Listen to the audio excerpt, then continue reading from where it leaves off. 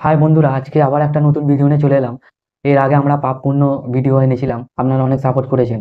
আজকে ওই ভিডিওতে আপনাদের বলেছিলাম যে এরপরে আমরা ভিডিও আনবো হয়তো বৈদিক আচরণবিধি। ঠিক আছে, তো সেখানে আপনাদের বলেছিলাম। তো সেই মতো আজকে হয়তো থাম্বনেল দেখে হয়তো বুঝতেই পেরেছেন যে আজকের ভিডিওটি বৈদিক আচরণবিধি। যে বৈদিক আচরণবিধির বলতে কি হচ্ছে, যে আমাদের প্রাচীনকালে যে আচরণ, যে বিধি নিষেধ বা যেগুলো আচরণের কথা বলা হয়েছে সেইগুলো নিয়ে আজকে আলোচনা হবে। তো যে বেদের যে আমরা সিরিজ চালু করেছিলাম, প্রথমে 4 বেদ, ঠিক আছে, তারপরে বেদাঙ্গ বেদান্ত, তারপরে আমরা মানব জন্ম তার উদ্দেশ্য, তারপর জন্মান্তর পাপ পুণ্য, কন্টিনিউ যে ভিডিও চলছে, ঠিক আছে, তার উপর ভিত্তি করে আপনাদের যে বেদের সংক্ষিপ্ত ধারণা একটা প্রদান করছি। তো আপনাদের দেখুন, এই ধর্মীয় চ্যানেলে আপনাদের কাছে প্রতিনিয়ত যেভাবে ভিডিও আসছে, তা আপনাদের অনুরোধ করব যে ভিডিওগুলো অবশ্যই আপনার চেনা পরিচিত মানুষদের সঙ্গে শেয়ার করুন। আর যারা নতুন এসছেন তারা অবশ্যই চ্যানেলটা সাবস্ক্রাইব করে রাখুন। ঠিক আছে, কারণ আমার উদ্দেশ্য হলো এটাই, যে পরবর্তী প্রজন্ম সাফল্যের দিশা যাতে খুঁজে পায়। তার উপর ভিত্তি করে আমি যেটুকু জ্ঞান অর্জন করেছি বা করেছি, সেটাই আপনাদের সঙ্গে খুব সাধারণভাবে ছোট করে তুলে ধরছি। তো আজকে বেশি কথা না বাড়িয়ে আমরা পরে যে ভিডিওটি শুরু করব। দেখুন, একটি সুস্থ সমাজ তখনই গড়া যায় যখন মানুষের মনে চেতনা জাগ্রত করা যায়। মানে কি বলছে, বৈদিক আচরণবিধি আলোচনায় আমরা আলোচনা করছি।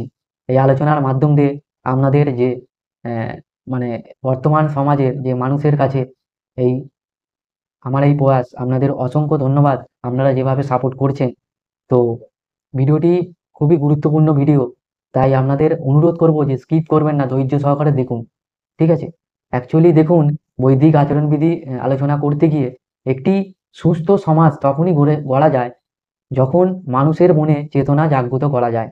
বৈদিক ঋষিরা জানতেন যে মানুষের আচরণে একটি লাগামের প্রয়োজন।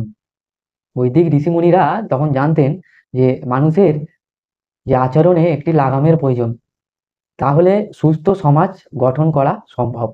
ঠিক আছে, বেদকে ভিত্তি করে যেমন রচনা হয়েছে উপনিষদ বেদাঙ্গ, তেমনি হয়েছে আচরণের বিধিনিষেধ, যাকে বলা হয় স্মৃতি।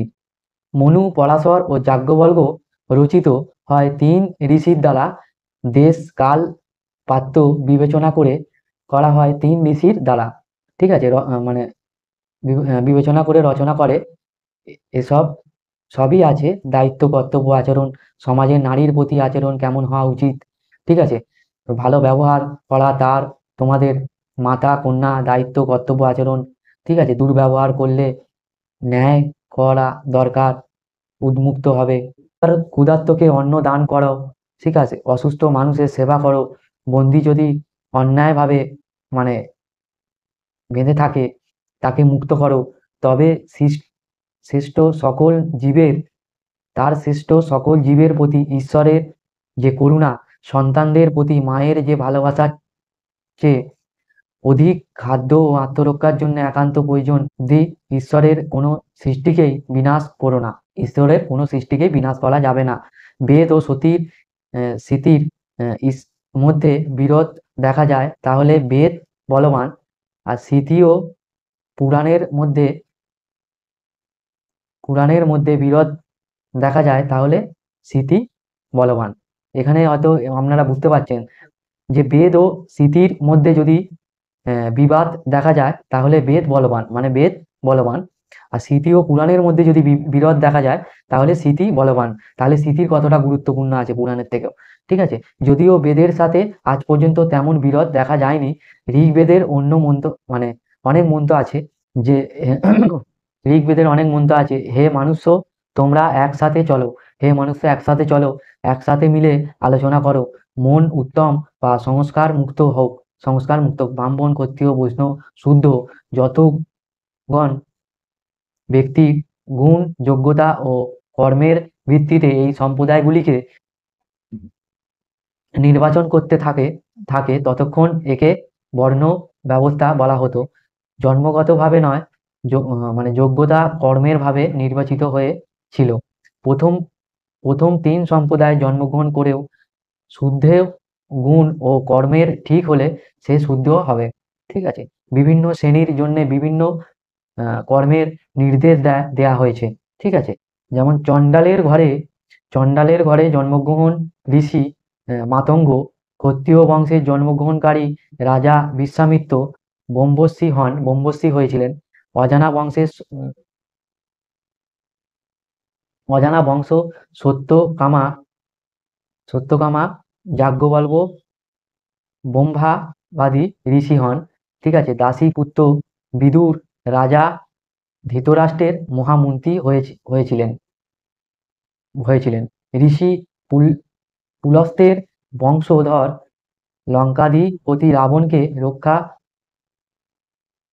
রাক্ষস বলা হতো। বিশ্বামিত্রের অনেক পুত্রকে শূদ্র বলা হতো। রামের পূর্বপুরুষের রঘুপুত্র প্রভৃতি নিচু কাজের কারণে ক্ষত্রিয়দের থেকে বিতাড়িত হয়ে রাক্ষস হয়েছিলেন। ঠিক আছে। মনুস্মৃতি অনুযায়ী এই যাবতীয় কর্ম যা একজন অসৎ মানুষকে সৎ মানুষের শ্রেণীভুক্ত করে। সবাই কিন্তু আচরণের অন্তর্ভুক্ত। আচরণই মানুষের পরিচয়। বৈদিক জ্ঞানের প্রতি উৎসাহ আরো বৃদ্ধি পাবে যখন আমরা পুরো বেদ সিরিজ, এখন আমাদের দর্শন বাকি, আত্মা বাকি, সৃষ্টি, অগ্নি, ইন্দ্র, বিভিন্ন ভিডিও আসবে। তো এইগুলো বাকি। তাই আপনাদের কাছে আজকে খুব সাধারণভাবে আপনাদের কাছে তুলে ধরলাম যে বৈদিক আচরণবিধি আপনাদের হয়তো লাগবে। তো দেখুন, এরকম ভিডিও কন্টিনিউ পেতে অবশ্যই চ্যানেলটা আপনাদের আবারও অনুরোধ করছি, চ্যানেলটা অবশ্যই সাবস্ক্রাইব করুন যারা নতুন এসেছেন। আর যারা পুরাতন আছেন তারা অবশ্যই আপনারা চেনা পরিচিত মানুষদের সঙ্গে ভিডিওগুলো শেয়ার করুন, আর নিচে কমেন্ট করুন আপনাদের ভিডিওটি কেমন লাগলো ও কি বিষয়ের উপর আপনারা ভিডিও চাইছেন। ঠিক আছে। আর নিচে ডেসক্রিপশনে আমাদের লিঙ্ক দেওয়া আছে, যদি আপনারা কোনো বেঙ্গলি বেদের বুক কিনতে চান, আমরা সেখানে গিয়ে আপনারা চেক করে লিঙ্কের মাধ্যম দিয়ে আপনারা ক্রয় করতে পারেন আপনার পছন্দ মতো। চলুন, দেখা হচ্ছে আবার পরবর্তী ভিডিওতে। ততক্ষণে ভালো থাকবেন, সুস্থ থাকবেন, নিজের খেয়াল রাখবেন। নমস্কার।